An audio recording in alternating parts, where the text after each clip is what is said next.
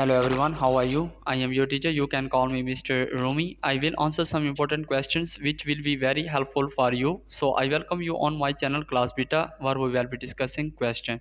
Atom science and molecules differences and examples.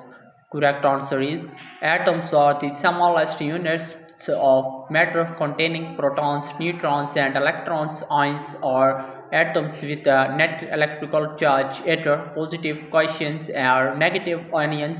Molecules consist of two or more atoms chemically bonded together. Examples include hydrogen atom, sodium ion, cation, chloride ion, anion, and water molecule H2O. Each plays a critical role in understanding the fundamental building blocks of chemistry.